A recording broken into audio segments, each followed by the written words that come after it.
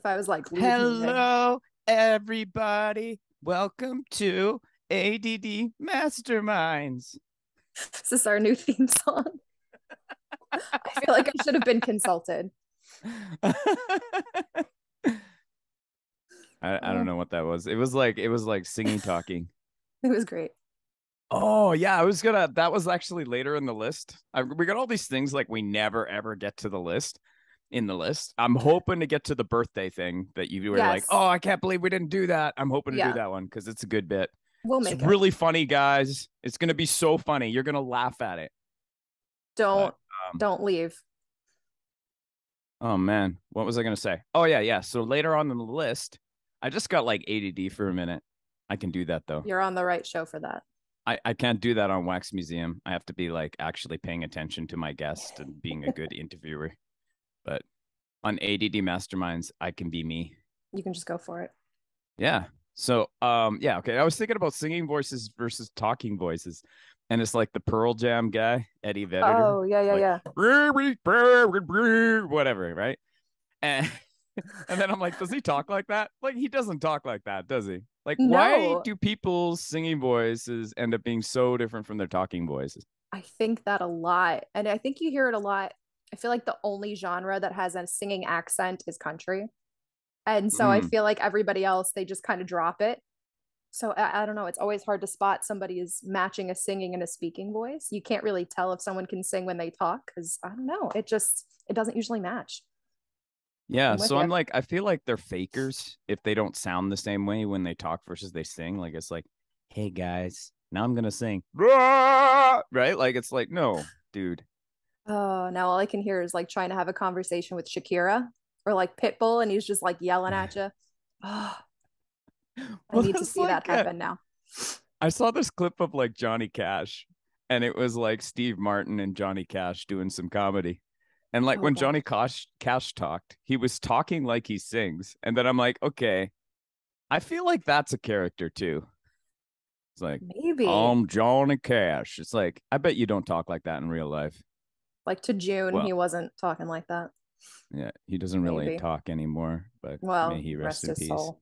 But yeah, Okay, can now I I'm ask you a sad. really stupid American question? Okay. Okay. So incredibly ignorant. Do Canadians do Halloween? Yeah.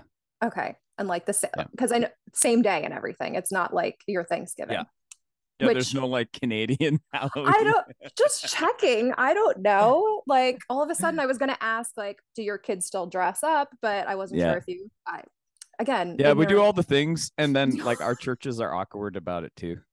Okay. You have the Holy Yeah. Ghost weenie roast and everything. The Hella Yeah. houses. It was funny. So like my kids went to a Christian school where they had like a um harvest party. Yes. So I Trunk or told my treat. kids, yeah, and I'm like, you should dress up as a farmer from hell. Yes. Oh my gosh. Yeah, our school, they go to a little private Christian school, and it's already like, don't send them in any costumes. We will send them home. We don't celebrate this day. And I'm like, okay, no problem. But anyway, all I right. also like there were churches that have like Hallelujah night, and I'm like, Yes. they should rename Oh, it ours has Hallelujah that. night. Ours has a hallelujah party. Yeah. Absolutely. So excited. Yeah, I don't know. Like, I'm still kind of stuck on this whole idea that like so much of Christianity is branding, and it's not about actually the heart of things. Right. So it's like Halloween is not our brand, so we're against it. And it's like whatever, man. Like I struggled with it when I was a bit more fundamentalist, Mhm. and I was like, I'm gonna take my kids trick or treating, but I don't like it. And then I went around and met all my neighbors, and I realized Yeah. this is a great neighborhood Yeah. thing. I'm a jerk. Yeah. Yeah, I Yeah. wasn't allowed to trick or treat. I don't think my husband trick or treated. And then once we had kids, and I was like, it's costumes and candy. We doing this. So off We we went. doing this. But we doing it Yeah, I don't know. I don't know anybody who gave their life to Satan because of Halloween, because so of I it. think we're good. But no, no. Also, like I don't know. I don't know about Satan. Like I'm like like I think it's a good like metaphor for everything that's wrong with the world, but I'm Mm, like I don't know what I think about Satan. okay. Interesting. Um, we just recently had a conversation about I scared my kids because they were watching a show with like a Ouija board, and I was like, I'm gonna give Oh you some yeah. information and I'm Yeah. gonna let you guys decide. And they both got so Mm, freaked out and they decided just not to watch it anymore. I was very proud of them for that. I didn't want to tell them not to, but demons and everything came up and they were like, whoa, those are real. mm. Okay. Then no, we're not doing this. But Yeah, the yeah, Ouija oh board thing is still freaky to me. Like I yeah, wouldn't be like, oh, I'm gonna go play with the Ouija board now. exactly. But I don't do that. But I what I find most often is like the people that are most like harping. I don't know if we talked about this last episode, but the people that harp the most on that's satanic. This is satanic. Are like people that support like terrible politicians, yeah, you yeah. know, and like it's like you don't see Mm, actual satanic work in your own life. Like you're okay with somebody bragging about like sexually assaulting someone because they're sure. your guy, not to mention any names. Not But to not to get political. but you know what I mean? Like there's Yeah. all that. Like I'm No, like, you're and the way it's they not talk about other this people too boogeyman in the is corner. There's actual yeah. people doing evil things. Let's worry about that. And talking about humans in non-human terms, you know, because of politics or, you know, the harsh criticism they have for other people, to me is far more satanic than like watching Care Bears. Call Care me Bears. crazy, but that's what I think. Oh, Care Bears. I don't think I watched that one. I didn't either. I'm good with that being satanic, like Yeah, whatever. you can keep it. Looks dumb. Yeah. So I went to my optometrist office, and you ever Okay. go to like one of those spaces where you know you can make a ridiculous joke and it's gonna kill? Oh yeah. What'd you do? I'm so So excited. I went in, they're like, hey, do you want to play credit or cash? And I'm like, I am not paying cash until the rightful king is on it. Did it slay?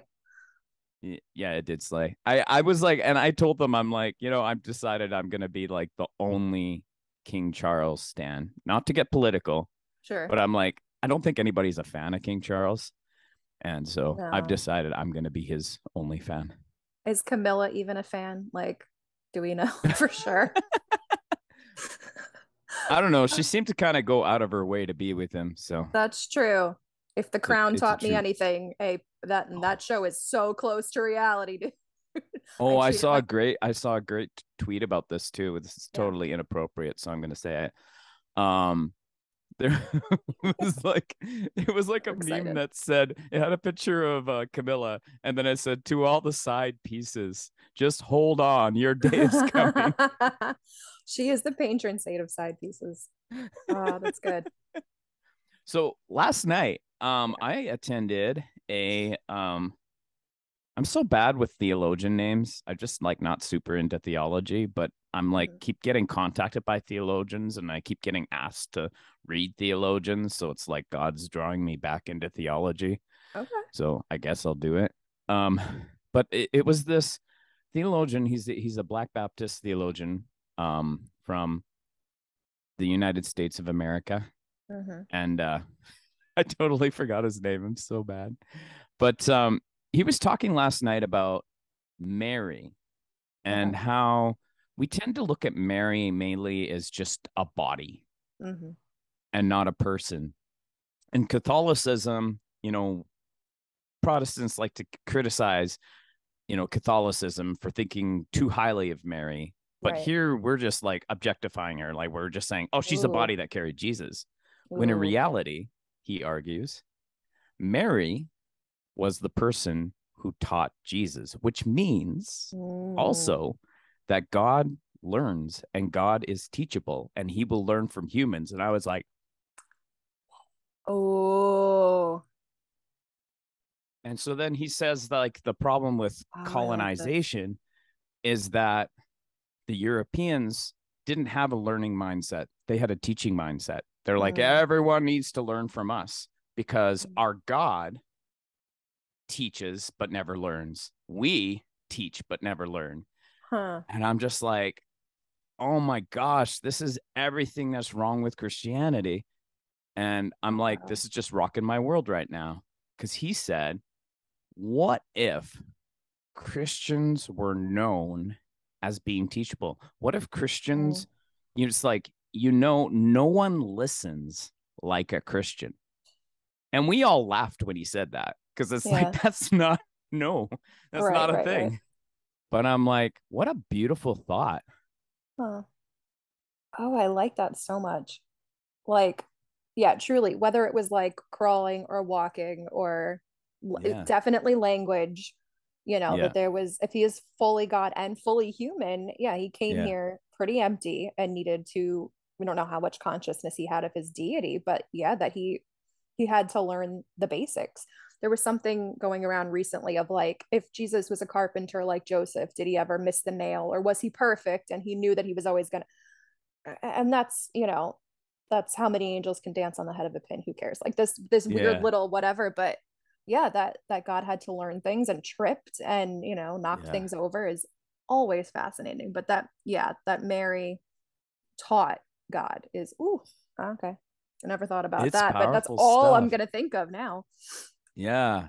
Yeah. And I'm like, I just like this whole being able to learn because it's the same thing too. Like as we see God, that's how we parent. Yeah, And it's yeah, like a parent that's willing to learn from their child is so much more powerful than a parent that just dictates everything. yeah, no, that's really true. I remember being told a lot, no, you have to have a teachable spirit and and that just meant accept what the grown-ups are telling you, right? But like, Mm, whoever listened to us as kids?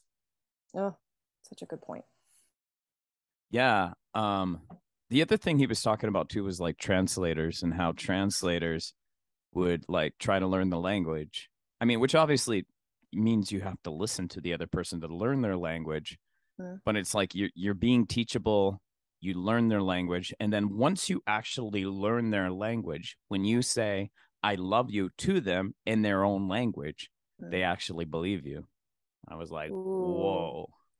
oh, I like that. That's So good. good.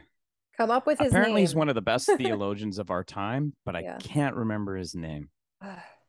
Put it I'm in the so show bad notes or that way. something because now I want to go look that up. Yeah. Yeah. Wait, I'm going to look it up right now. Okay. Hold on. Entertain the people while I do it. William Jennings, Uh, Dr. William Jennings. William Good job Jennings. entertaining them. Yeah, I was going through the list, like maybe I can just tease something, but there we go. Yeah.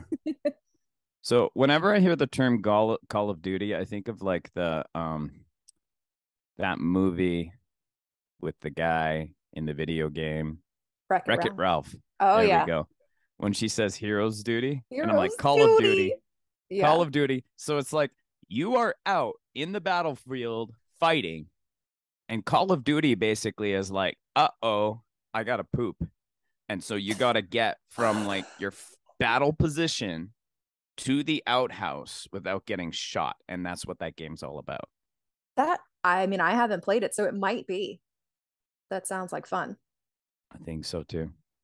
I think I'm pretty sure there's plenty of parents who play that at like the school pickup every day. But I see the way they're panicked. They need to get home.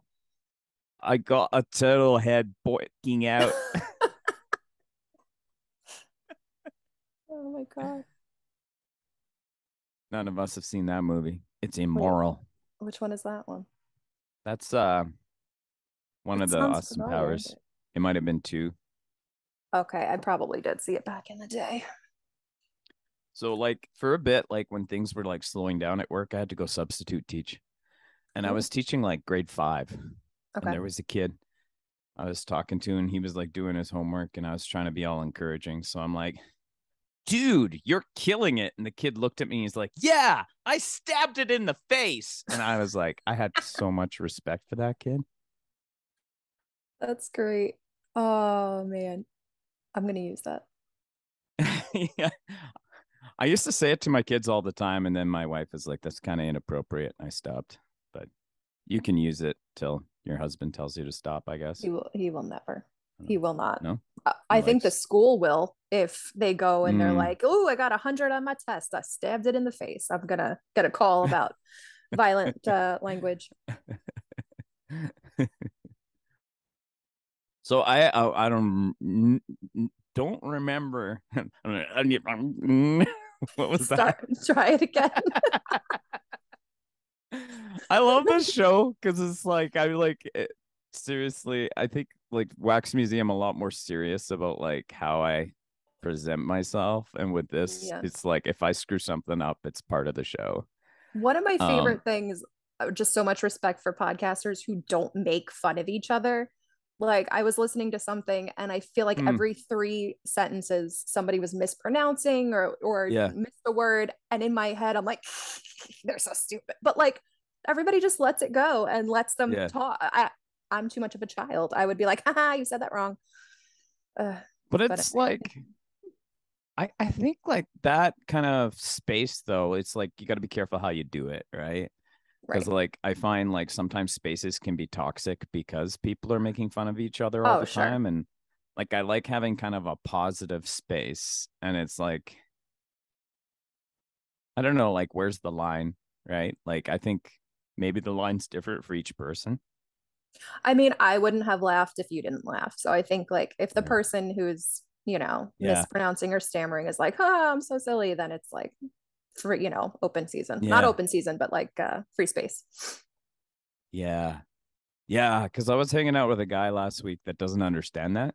So if I said Mm. something self-depreciating, he would take it further, which I was like, okay, dude, like you're enjoying this too much, Oh, interesting. And Yeah. I'm like, yeah, you're kind of an awful human being. Like it's not like it bothered me, like it Yeah. didn't really like bring me down a peg, but it just like kind of revealed the kind of person he is. And I was like, Okay. that's That's not not great. a good Don't way love to be, that. bro. Yeah. Yeah. But I mean, like part of it too is like I think just some people know that and some people don't, Yeah. Those I social cues. guess. Yeah.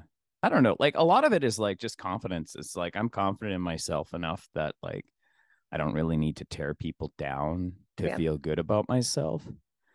Um, but like if I have like a joke I can make, if I think it'll make them laugh, I'll make it. If I Okay. don't think Yeah. they're gonna laugh, I'm You know like, your why would I audience. make that joke about them? Like, it's like, is that to make myself feel better? Because I feel pretty Mhm. good already, guys. So Nice. I say, so I can't remember where I heard this, but it's like, can you handle the boredom? Um, man, the way I wrote this is dumb. So it's like it was about success and how to be successful, you have to be able to handle the boredom of getting better at what you do. Like you have to stick to it even when it's Okay. boring. Mm. I thought that was an interesting point. Like Yeah, it's I like like that. I feel like a lot I of think people don't, that they're like, I'm not enjoying this, I'm not improving right now, and kind of give it up, right? yeah, and those people who handle the boredom well are the ones that succeed. I guess you have to be passionate enough about what you're doing to stick to it and know that it's boredom right now, but there's a payoff that's worthwhile to me, I Right. guess. Yeah. And I think if it's the type of person that maybe is motivated by results, like, that it's like, oh, if I got a little bit better, I can get, I'm just gonna say more better. That sounds stupid. But I got a little bit better and then I can get farther It's from there. betterer, you Betterer. girl. Thank you. Thank you. Yeah. Uh Now you don't sound dumb. Now I don't have the dumb now. Thank you for mansplaining the betterer. Fix that up Uh, nice. Oh my gosh. you're welcome. I hate it when people say you're welcome, like when you don't say thank you. Oh, as like a yeah. The Yeah, parent thing of because like, you're welcome to yeah, remind you to say thank you.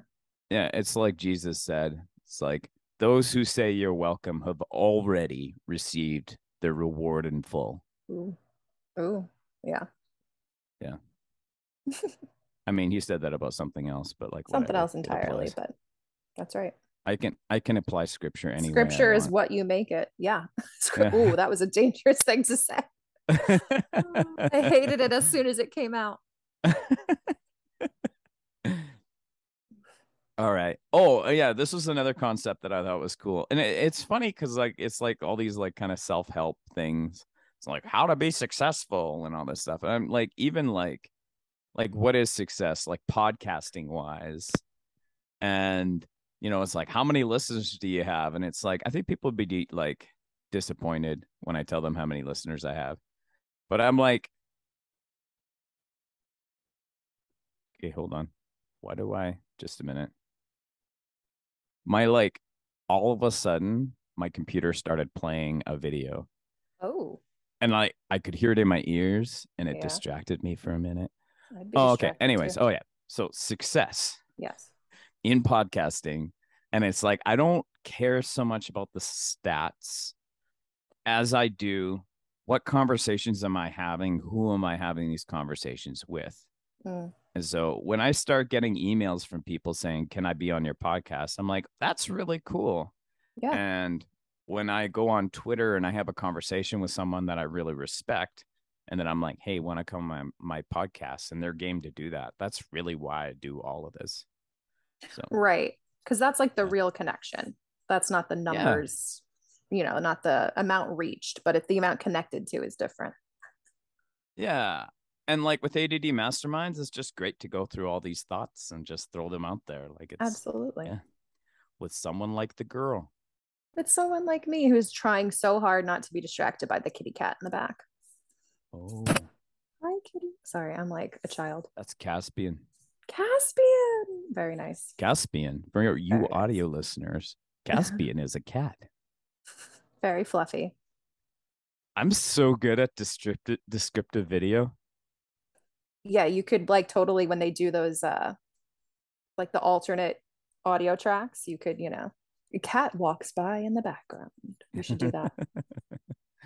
We got to make this fully accessible or Yes. whatever to the people who don't do video. All right. Anyways, yeah. Okay. So Mm. this I don't know. It was some self-help success Yeah. metric video thing and he said, "Can one coin make you rich?" And I was like, "What?" And then when they explained it, they're like, just basically like there's a tipping point at which you're rich. I was like, that's an interesting Oh. point. Oh, Wow, that was okay. a good conversation piece. I have nothing else to say about that. I was gonna say, like, does he mean having only one, or is it like this one coin puts you over the edge? Yeah, it's the That like makes sense. one coin that pushes you over the edge. I don't know. I I always just don't find have. that interesting when it's like, okay, so if you're here, the answer is no. And if you're here, the answer is yes. When does it actually click over? Like when is it in anything when it's like, has it been long enough? Will it be long Yeah. enough in 2 minutes or will it be 5 minutes or will it be, stuff like that. It's always like, well, it's binary. It is or it isn't, but where does it turn? That's because human categories are dumb. Well, that too. Right? Like it's like, well, is it this or is it that? It's like, who cares, man? It is what it is. It is. You need to It's be not. more like a kid because kids are psychedelic, man. I am fascinated by this on the list, and I think that you're right. Kids are psychedelic. Absolutely. I cannot remember who said that. Oh, it was like in some podcast I was listening to. They're like, kids are psychedelic. I'm like, they totally are. And I love that. Like, I like, when we talk about like the faith of a child, like Yeah. maybe the faith of a child is to be psychedelic and just be like, yo, I'm tripping. I mean, the way that fully anything they could think of, they think could possibly happen or be real or be true, and the imagination of a kid, yeah, they're tripping all the time. Absolutely. Yo, It's all the chocolate milk. It's got to be. I just got a text from Dan King. He wrote a song. Yeah. That's cool. Ooh. Anyways, yeah, faith of a child, trippy. Yeah. I got distracted when you were talking. You said something about chocolate milk. What was I that? said that the kids are tripping all the time. It's all the chocolate milk they drink. Yes. Yes. I was so Well, I mean, like, disappointed okay, that didn't kids land. kids are like always looking for the next great thing, the next Yeah. exciting and fun thing. Yeah. And it's like if we can live with that wonder, maybe we'll want to go on another day. If we can live waiting for the next ice cream truck, or playground or trip to the zoo. Yeah, that'll get us out of bed. That might be it. Yeah. Actually, Daniel's kind of psychedelic too. He's like, yeah, I'm going to a club tonight. And like, whatever. I'm doing some stand up or maybe a rap show or Ooh, a rap show. I sound like such a like a white rap person. show. He's going Oh to a boy. rap show. Rap He's, music, the he's sound gonna of the do the rap. times. Oh man. Yes, definitely rap. Love it, like the old DC talk, like the old embarrassing DC Yes. talk. Oh yeah. Yeah, boy.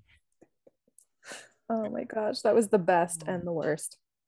Oh, the Stephen Curtis Chapman song he did with DC Talk. Have you Oh, heard that that rings a song? bell. I think so. Yeah, yeah. I If I have, grew up it's been a in a while. state where I grew up in a state where the grass is blue. So if it's gotta be believable, it's gotta be true. I can't. Now I'm going to find that. That's so good. Check There it was a out. I got lot a of white next door neighbor, Christian and he's been rappers back in the watching day. my behavior because he knows I'm a Christian guy and he wants to know if it's a truth or a lie. Michael W. Smith did some rapping back in the day, even. Oh, yeah. Come on, Love everybody. I Crusade. can't remember the whole Yes, thing. come on, everyone. There's a lot that can be done. A little left can go a long, long way. Yeah, that's going to be burned in my head forever on Love Crusade. Oh man, I gotta tweet that later. It's too bad Michael W. Smith's rap career never He took gave up off. on rapping. Oh no. Ugh. All right, okay, here it is. There it is. I'm I so excited. remember, so like seriously, my eldest is 18 now, but I remember when he was little, and Yeah, this was like the first time, I think he must have been in kindergarten or grade one or something. My first time dropping him off at a party, because like when kids are little, you always go to the party with them, sure. right? Yeah. And then it's like you're dropping them off, and it's like for me, it was like somebody I didn't know that well either. And so like Mm-hmm. dropping them off at the party for the first time, and I'm just like, just don't make sure he dies. Like, you got this, right? Like, you sure? It's so weird. It's, Yeah. yeah, the first couple of drop offs, very weird. Of just, all right, they're gonna just be here and you're gonna Yeah. be in charge of them. And when I come Yeah. back, they'll be sugared up, but they're still gonna be here and everything's gonna be fine. It was even that like for school, we had done some homeschooling just because of COVID and family and Yeah. whatever. And when I dropped them off for school the first day, and I was just like, okay, you just take them now. And I come back between 3 and 3:30, and that's just it. Like Yeah. you're just gonna handle them. And I'm not gonna Yeah. be here or no, the fact that I don't know what they're doing, even right now, is so weird. Like just Yeah. I don't know. I usually not monitor, but I'm usually aware of everything. But they're gonna go have lunch and they're gonna go play whatever and learn Yeah. something and take a test. It throws me off. But yeah, just dropping them off like, okay, you're in charge of them That's now. Bye. I saw like a TikTok where someone was talking about how like they were like holding like a little baby, and they're like for the first, I think it's like 3 months, the Yeah. baby still thinks they're part of your body. Mm-hmm. It's I'm like, what? nuts. Yeah. Yeah. And that's, they when you leave, it doesn't make sense to them. They think that Mm. they are gone, they've lost a part of them, and then once object permanence and everything starts to become a whatever, that's why babies freak out when you walk away. Like it makes Like sense. maybe That so fourth maybe they're trimester is real. super high. Like when we talk about children Yes. being psychedelic, I love how this ties in. Yes. Um, Like maybe they're it's like they're born so high so and then high. They're like, whoa, how is my mom in the other room? We're the same person. That's right, crazy. And it's almost like as you get older, you sober up, and you that's why sober up. we all get depressed. Yeah. When they And say that's you're why high on adults life. should do drugs. Yes. They're high on life the most when you're first alive. It makes so much sense. I think we've So when cracked it. Jesus said get born again, he meant get high. I'm not going to co-sign that one because what if I want to run for government someday? I'm not going to, but what if? You could be the queen and you could Oh my have God, that'd be so your fun. picture on the $5 bill. On a five. Do I have to wear Yeah. like the suits and like the hats a lot? I don't have a head for hats. Oh yeah, yeah, the pantsuit. I wear a lot of suits. You know what's weird? Like when I work downtown, I notice that there's like a big difference between what men have to wear professionally and what women have to wear professionally. And I Mm. was like, like if like women could probably wear like a nice dress shirt and like a pair of yoga pants, and it's like that's professional. And I'm like, I don't know what the rules are. Like honestly, for It has women, softened a bit, I feel. There used like to be a lot more skirt suits going around. yeah, like with guys, the rules are very strict. It's Yeah. like you got to tuck your shirt, you got to wear dress pants, and you got to be uncomfortable and hate your life. Yeah. Uh-huh. Keep going. I'd imagine like even skirts are more comfortable. Like you got everything like Probably. free. Woo! I Unless you're understand in why like Kurt Spanx Cobain or wore a something. dress. Oh, well, sure. Yeah. I don't know. Well, enjoy that the tie, enjoy the patriarchy you guys have put on yourselves. Not to get political. No. Yeah. Yeah. I remaking or the making of biblical womanhood. Wonderful book. I always like kind of conflate it with Jesus and John Wayne. I read both of them around the same time. So whenever I start talking about it, I'm like, I Yeah. don't remember which book it was. It was one of the two. They both excellent. I read them Yeah. very far apart, but they definitely had, whispers of each other. But Yeah. both excellent books. I was gonna try to have like DeMay on the Wax Museum, but Yeah. like the moment passed. I don't know. I play like tag with somebody back and Hmm. forth. And then if they ghost me at some point, if they don't respond, I'm like, okay, fine. Friends off. Done. So that's Yeah. basically what happened with DeMay is like she's like, yeah, sure, I'm just really busy right now. And I'm like, okay. And then I contacted her once she was not as busy, Not as, yeah. or I tried to contact her back and she never contacted me back. And I'm like, Oh. the moment's passed. I've talked enough about her book now. Uh, But massively influential on how I see things now. oh Cause yeah. I'm like, huh, we've always like just really liked pushing really societal norms. Like it's Yeah. like our society wants, you know, domination. You Hmm. know, it's like the way our society is. And I think that's like this kind of conquest kind of mentality is the lens through which people have read the Bible now for so long. Yeah. That, really it's like post Constantine, that's how we've read the Bible. Hmm. And it's like that's a big problem because that's how we see God. And like how we see God really directs how we see ourselves and behave Right. ourselves. Yeah. And so if it's a conquest mentality, you will do whatever you want for people to follow your will if that's what you think God does. It's like, Mm. really? And I mean, there's a lot of what I hear is like, well, people won't always feel love when you're loving them.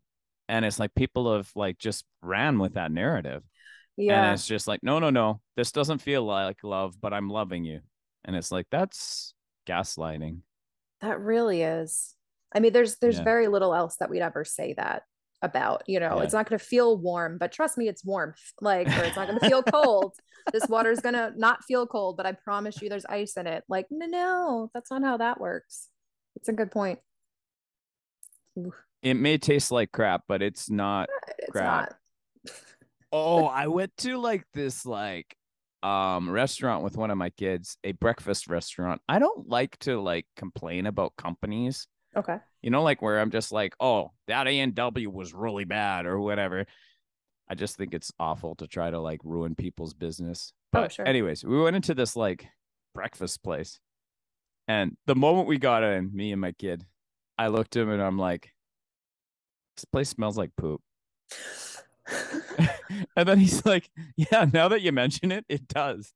We sat down, we ate, and it was a great breakfast, very Uh-huh. tasty, expensive, but really good. Yeah.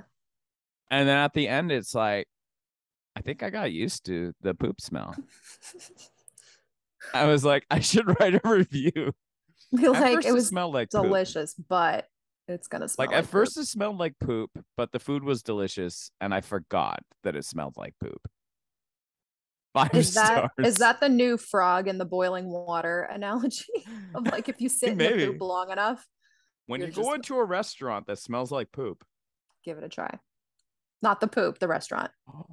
That's the title of this episode. When you go into a Yes. restaurant that smells like poop. Give it a try. There we go.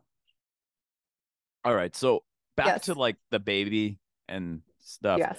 I was thinking about how like we all know what maternal instinct is. Hmm.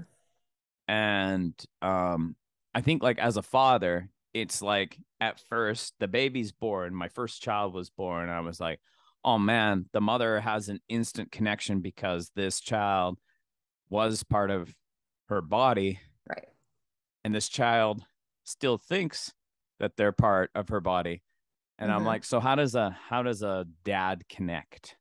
And I know like the moment that my first kid was born, it's like they brought my kid over to get a bath because Hmm. I guess they're really dirty.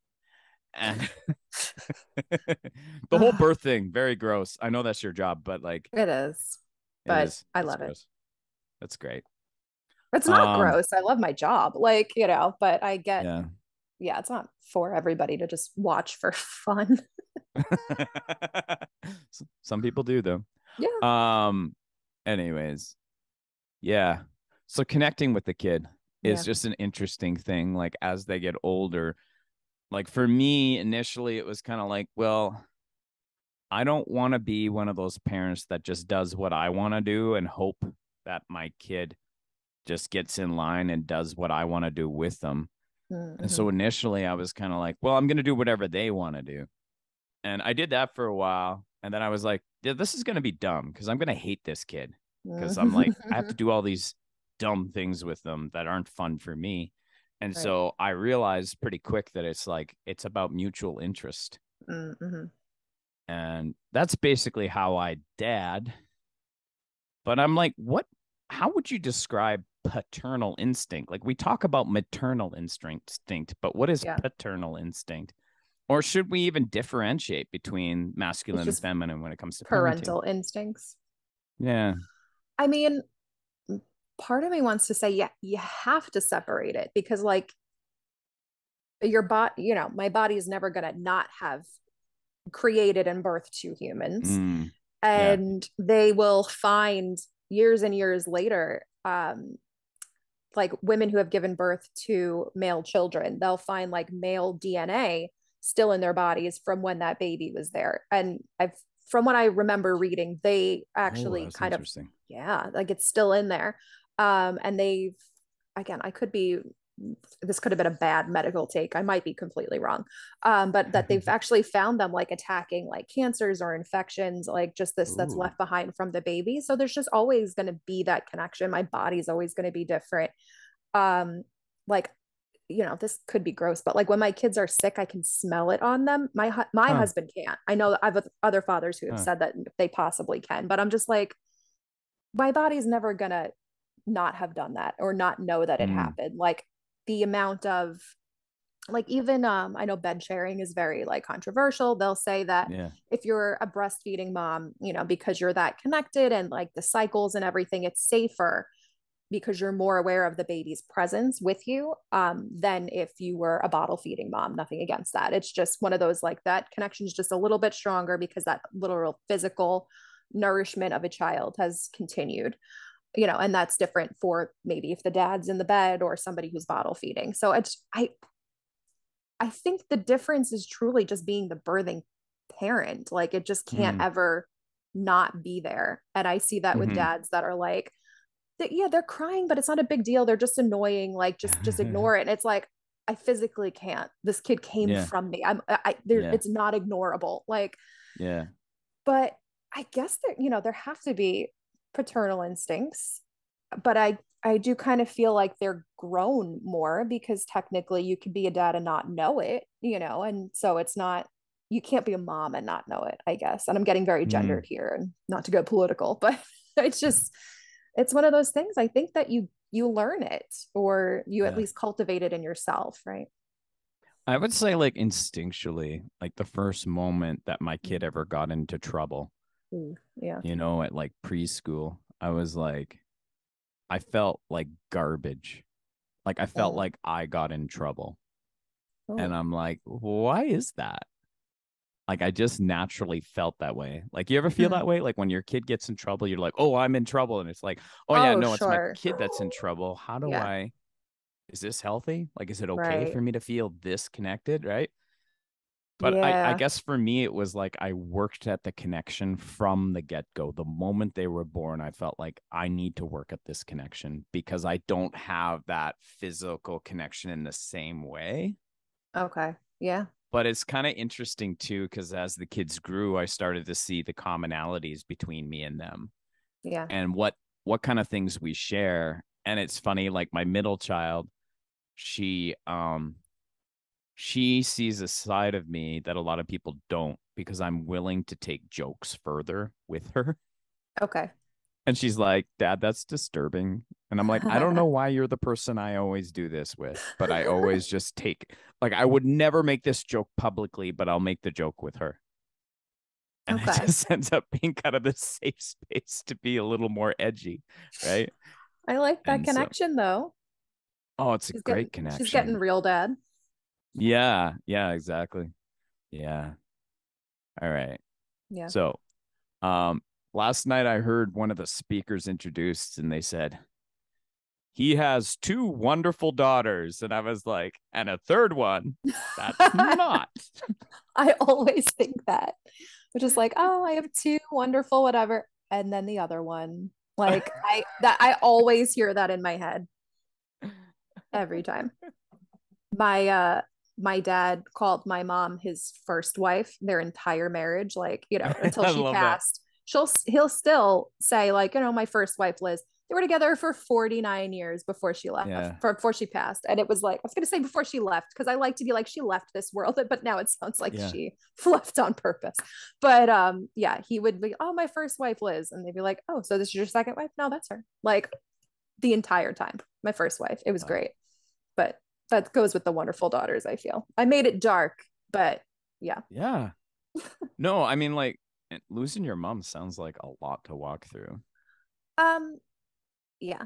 It was, and the the whole circumstances were weird. We've lost family in a lot of different ways, whether it is sudden or drawn out, and it was both. It was neither. Mm. It was a lot. But the funny thing is, this is unnecessary to talk about, but I miss mostly when my kids are sick, because I used Yeah. to, like, whether I was texting or calling or being like, what do I give them for this? What do I do? Like, as soon as they spike a fever, I'm like, I want to talk to my mom. But Yeah. no, that was definitely a thing. My father's first wife, of course. My first mom. I should start calling her my first mom.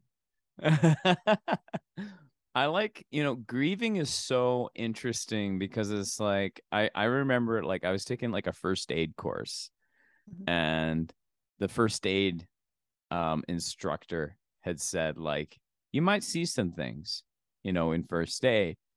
And he said that like what you need to do is be willing to talk about it. And Mm, he's like, and just keep talking about it. And it's going to hurt so much at first, but just keep talking about it yeah. because eventually you'll get to the other side of it where it doesn't hurt as much, I think is what he said. But I said, in my experience, I realized when I lost somebody who was like I worked with, Mm, I would talk about her and it would hurt and talk about it and it would hurt. And then I gradually got to the point where I would talk about her with gratitude. yeah. Yeah.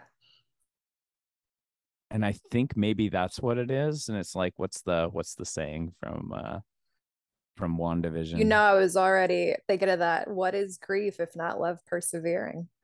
Yeah. Hmm. Yeah. It and I think that was one of the most gorgeous lines that's been written Yeah. in years. But it Yeah. definitely feels that way. That's how I see it with my dad and her loss. That he didn't lose anything. He's continuing to love her even now. Would you say that Vision is like the smartest robot ever?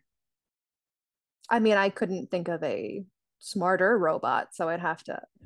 I'd have to go, yeah. Like, how I'd does have to he say know yeah. so much about like human suffering? Because he's the first depressed robot. I don't know. Like Uh, it's funny because I was thinking too about like, when you're talking about like, okay, that's the smartest robot ever. mhm. I my some of my family members were watching the Jeffrey Dahmer thing, Yeah. which I'm like, I don't really want to watch that. I'm good. But I was like, do you think Jeffrey Dahmer is the worst Jeffrey ever?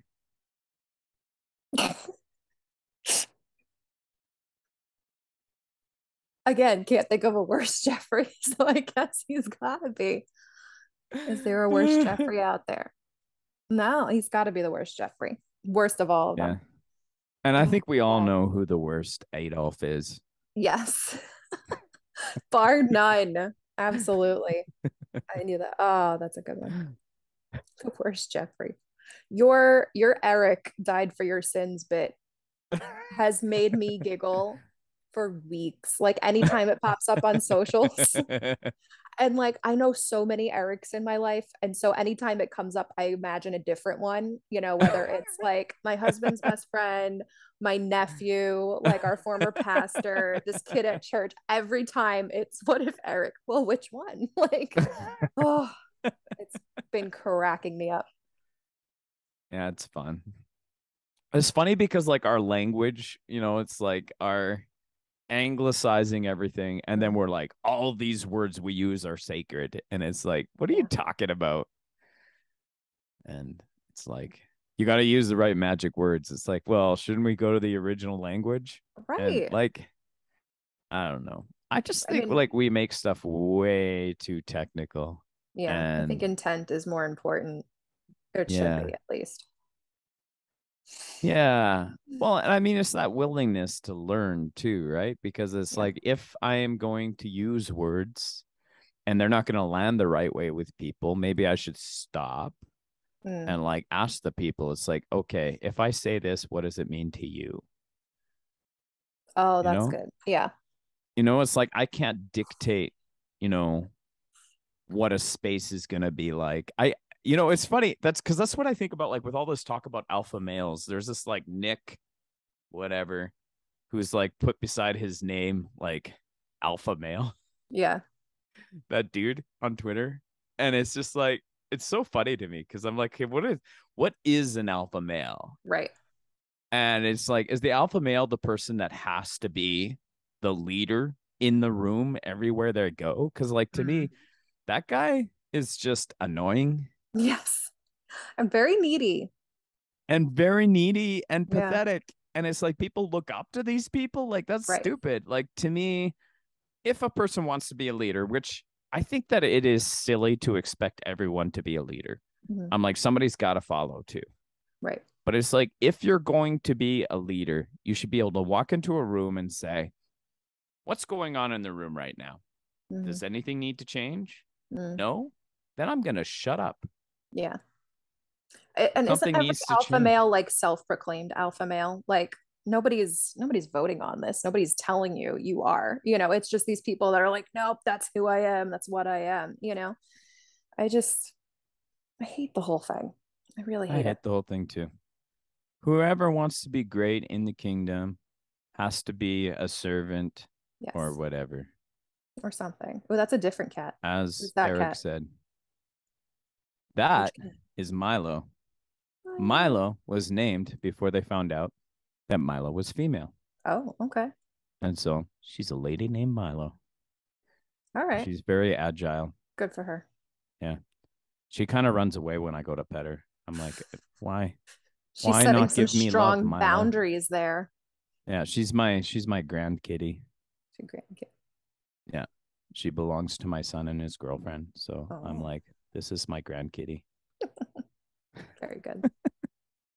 Um, all right. Yeah. Anyways, yeah. So I think that I've been thinking a lot about what leadership is, because I have like this friend on Facebook that's always posting about leadership, and he's got like a leadership role and all this stuff. And I'm Mhm. like,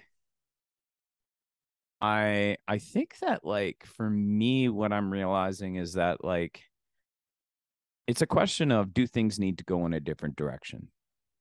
And it's like if things need to go in a different direction, I'm happy to lead. But Mm, what I'm going to do is I'm just going to move in that direction and people will follow or they won't follow. And I don't care what happens. If I feel like we need to go in this direction, I'm going to go in that direction. yeah. And I think that's what leadership should be. Yeah, because otherwise it's just dragging. Like if you're leading and people are following, that should just happen. As a parent, I'm certainly not a leader. Sometimes I'm a dragger. You have to. But yeah, well, that makes sense. Sometimes you're a dragger Sometimes. as a parent. I mean, if you're trying to, I'm just thinking of kids being like stubborn and stuff, you're trying to Yeah. lead them well into maturity. And then it's just like, Yeah. well, if I'm trying to model that and it's not working, and now I have to like kind of force you to mature into this better behavior, that feels more of a dragger than a leader Oh, okay. necessarily. When you were saying dragging, I felt like you were like holding people back, but it's like you're dragging people into that. Yeah. Right. Yeah. And situations like if it's something we absolutely have to do, then yeah, that's a different form of leadership where you Right. actually have to manipulate people. But I'm like, I feel like that should be the exception and Yeah. not like a person's common leadership style. I Right. think that Yeah. people who have that as a common leadership style, I think is through a misunderstanding of what love is, which is a Mm, misunderstanding of who God is because God is love. mm, that's right. All right. Oh, I like this. Set up Mm. boundaries with those bent on misunderstanding you. That's such a healthy thing. It's it's so good and it's so important. And I think there's a lot of I've been seeing some like anti-boundary stuff of like, why aren't we helping? Why are we limiting Mm. the people that we'll talk to and connection? But yeah, when it's I've explained myself or we've been in this situation or we've talked and it's just not there, then it's you don't get to bother me anymore. You don't get to take up any more of my It's like, thought space. yeah. It's like I'll just be surfacey with you. Yeah. I've I've had to do that with just some people who kind of see me like the concierge. Like I swear there's people that text me things beyond easily Googleable or just I Mm. don't there's just a lot of, well, I don't work there, so I can't answer your question. But if you call them, I'm sure that like the hours of a business, you can totally find that without asking me. Like that makes no sense. But yeah, just this little like you don't understand where I'm coming from, or you tend Yeah. to just misread everything kind of on purpose. So we're just not going to talk about that anymore. Yeah, and I think I'm realizing that you can keep relationship with people and I mean like you can tell them about your boundaries or you could just like let the relationship move in that direction. Mm-hmm. And it's like, okay, from now on, I'm thinking you're not one of those people I'm going to have deep conversation with. Right. So you're going to be the person I play Monopoly with Yes. or whatever. I'm realizing, I used to hate board games because I felt like I was forced to play them as a child, but I think I'm Okay. going to start playing more board games because there's just people I don't want to have deep conversation with anymore because I know how frustrating it's going to be. So you're just going to play Monopoly instead. Yeah, because it's just like there's no Okay. give and take with that. Like we're not actually going to interact at a deep level.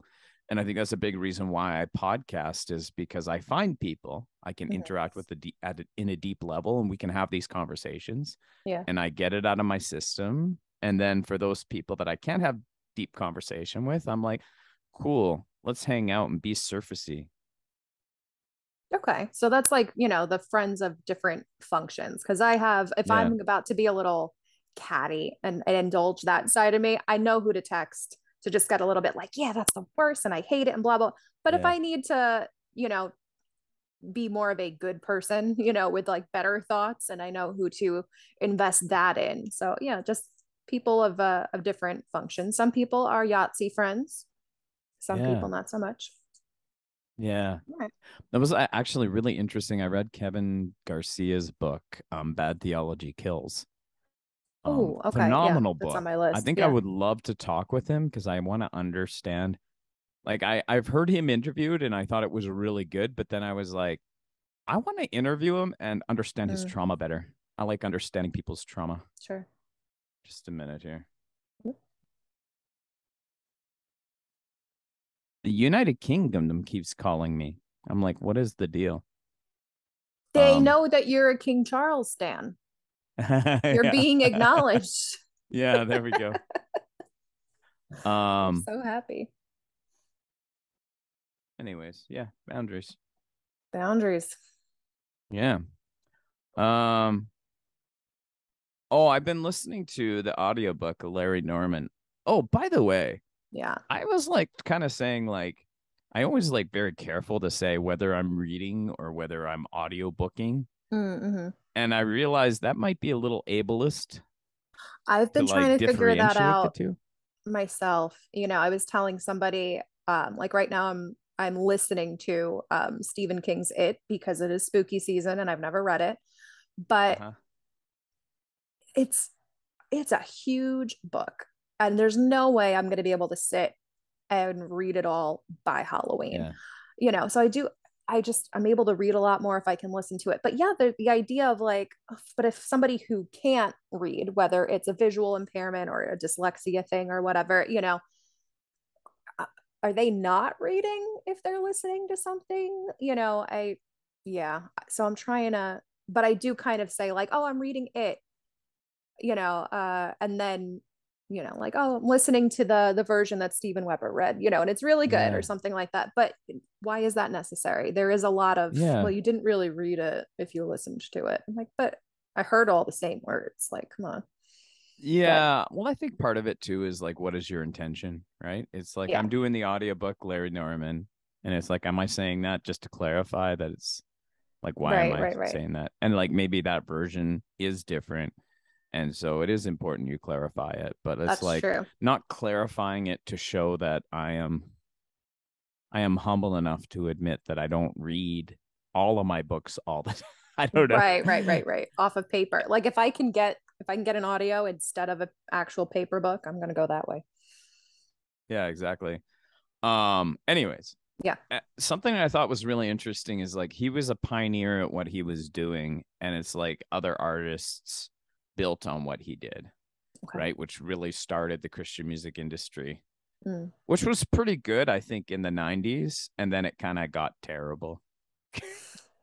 It did. It It's did. my opinion. But I'm like, Interesting. I think, you know, what's really interesting is he tried to make Christian music that made Christians uncomfortable and drew people outside of the faith. Hmm. Was he successful at that? I'm not sure. Like, I think, you know, there are some lines in his songs that I'm like, ooh, that must have cut hard. Like, there's like a song, I think it might be The Great American Novel, where he talks about like how the sheets that you wear your Mm. daughter sleeps on. Like, so it's like the same ones that they wear as members of the KKK, their Ooh. daughter sleeps on, right? I'm like, whoa. Oh, that's good. Yeah. Yeah. And so I mean, like, I love it when people kind of Mm. press like that and how the Yeah. arts are used to kind of like jog people out of their poor ways of seeing things. Yeah. Because I like sometimes it makes it so clear, but sometimes it really, just expands it and makes it, takes it to a different level than crystallizing it down. yeah. Yeah. And I think like Larry Norman's a guy that like he broke some rules and I think he paved the way for other artists. And then I think like it became such a big business. I think that's Mhm. what's so fascinating about this is like how once like money gets involved and things take off, it becomes more about feeding the machine than Yeah. anything else. And then we kind of lose its original intent. Really, I think that's what happened with the church too. Oh, for sure. It's, Yeah. yeah, it's all branding. It's all, yeah, it's all business. Yeah, and I think what I'm realizing more than anything else now is like I want to stop complaining about the way things are and just model a better way of being. Mm. Yeah. And so maybe I'll be a pioneer at that. And I may not be successful and make lots of money, but hopefully I'll inspire somebody else to do it. Actually, I don't want anybody to make money on this because that's when it gets dumb. Mm-hmm. Mm-hmm. Yeah. Hey, do you remember like when they used to like name stars after people? Yes, I do. Yes, I do. I always wanted one and I never got one. So I think they still do it. I Do haven't they? run out of stars yet. I don't know. Yeah, that's what I was wondering. It's like, have we run out of stars?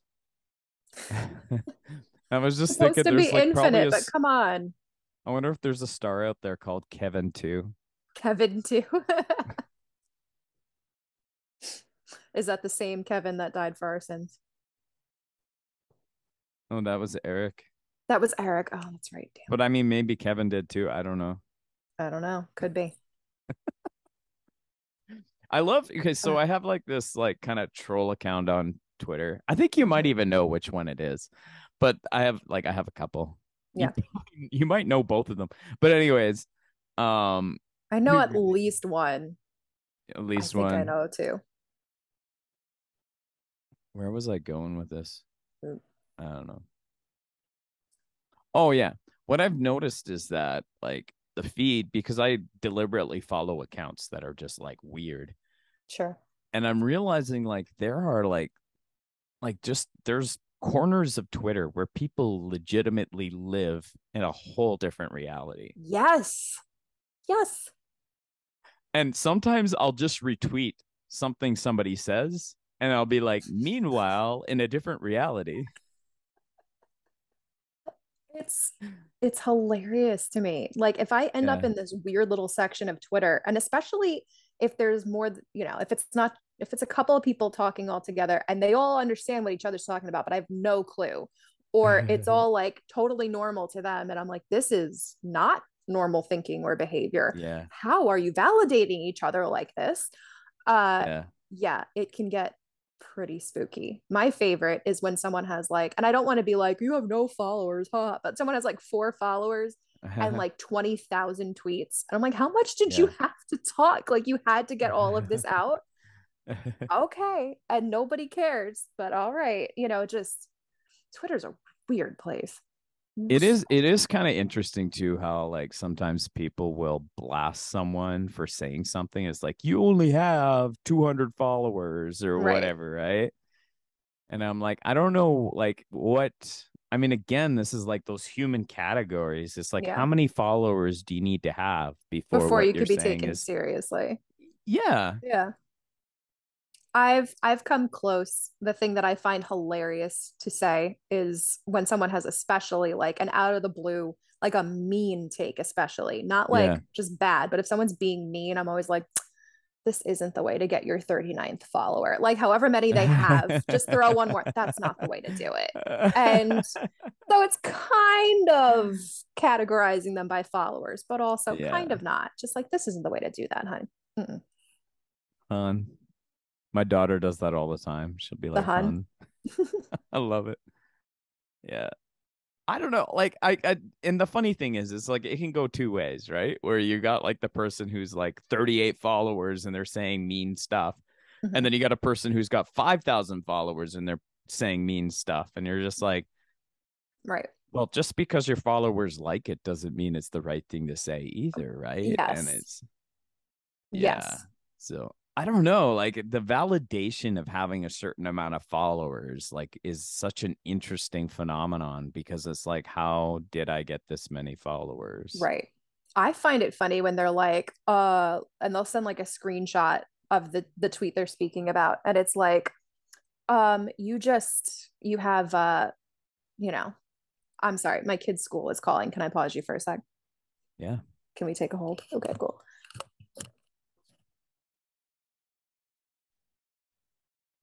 Unmute. Okay. We're all good. I honestly don't even remember what we were talking about. If I gave it a sec, but then again, maybe I won't. The list is not helping. It's okay. Where I were we? think Sorry. Uh, this was fun um, though. this was absolutely, this was a good one. Yeah. Sorry to have thrown us off track there. No, it's okay. So yeah, I don't know, it's kind of funny because like I have a friend who's like walking through some really hard stuff right now.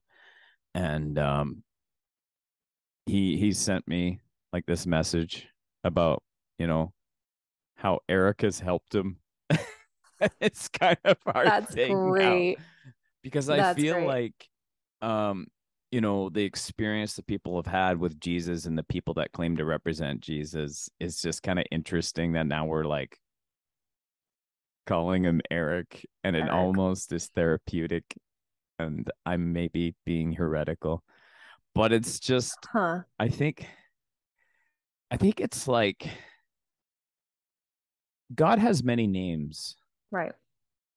And, we look at the biblical text and it gives us all those names. And it's like, okay, but the Bible doesn't say Eric. So Yeah. is it wrong to use Eric? Or is it possible that, you know, Christ could reveal himself in Eric? Right? Right. Like, Yeah, something like that. I also wonder if it would be kind of helpful to somebody dealing with, just PTSD from church and whatever to yeah, just meet Jesus as Eric and just be like, no, yeah, let me learn about him as a new person that yeah, doesn't hold, that kind of baggage and trauma. I don't think it's that wrong. I don't think no, so. no. And I think at some point too, it's kind of like the machine doesn't want you to think that way Hmm. Hmm. because there's a lot of tithe money involved in Sure. sticking to that, Yeah. right? And so, but I think like also like there's that book, The Shack, and I thought was Yeah. so incredible Yeah. That is was that good. God presents as a black woman to Hmm. him, Yeah. to the character, right? And so I'm like, that's really interesting. And what's funny too is like I actually there's this podcast I love. It's called Good Christian Fun. Hmm. And they were talking about The Shack and they did some critique of it that I thought was really interesting because it's like, do we really need to have this happen where like his daughter's murdered and for like Mm. him to learn how to be okay with that and all this stuff? Like it's kind of I can't even remember what the critique was, Yeah. but it was kind of interesting because I'm like I still find it very valuable, like how they kind of gender swapped and race swapped because clearly Oh God yeah. is white, Very right? white. Yeah. Pure But it's Gandalf. like just an illustration of God meeting us where we're at, which I think Mm. is just such a beautiful thing. And like so often we want to be gatekeepers and say, well, this is how you do this. Yeah. And it's like it's got kind of that conquering mentality still. Still. And Yeah. yeah. And so I'm like, I just think it's beautiful to conceptualize God meeting us where we're at and journeying with us. And it's Mm. like, and all of our journeys are very different. And I think Yeah. there's many people that won't understand my journey. Like I say to my parents all the time, there's a lot of people in the Bible who have very messy stories, and my Yeah. story is kind of messy right now. Yeah. I I so appreciate the permission for our relationship with God. Again, an untouchable Mhm. deity that it's Yeah, allowed to look different. Like yeah, one person's faith and their walk looks one way. And I'm like, look, God knows I'm a little bit of a hippie and a little yeah, kooky and totally believe in like signs and yeah, something that I'm like, no, if this showed up, why shouldn't it be God going, you know what, this is the language she understands, so I'm going to talk yeah, to her that way, yeah, or that I fully believe in an interventionist God who will come and do things and work and change things. um and other people don't, and it doesn't make their relationship less, but maybe God's speaking to them in their language, for them, and hmm. that those both get to be okay. Well, and I think when it comes down to it, it's like our theologies are just models of reality. Mm, And so it's like people are like, no, you must have my theology. And I'm yeah. like, sorry, that doesn't really line up with my reality. And like where I'm at right now, it's crazy. Like I didn't think I'd be back in church. I left church because I'm like, yeah, I'm done with this. This is Yeah. dumb, you know? And all I could see is people trying to get tithe money. And Mm-hmm. and so I was telling my pastor yesterday because she's the one that invited me to this lecture. Yeah. And I was saying, you know, what's crazy is, you know, with all of my running, I've still sensed that God is present. Mm. God's been present the whole time and been with me Yeah. as I journey. And now I'm starting to encounter theology that is lining up with who God is as Yeah. I know them. And it's like, Mm. that's incredible. Yeah.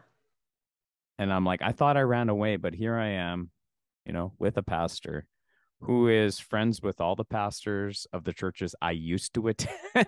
Yeah.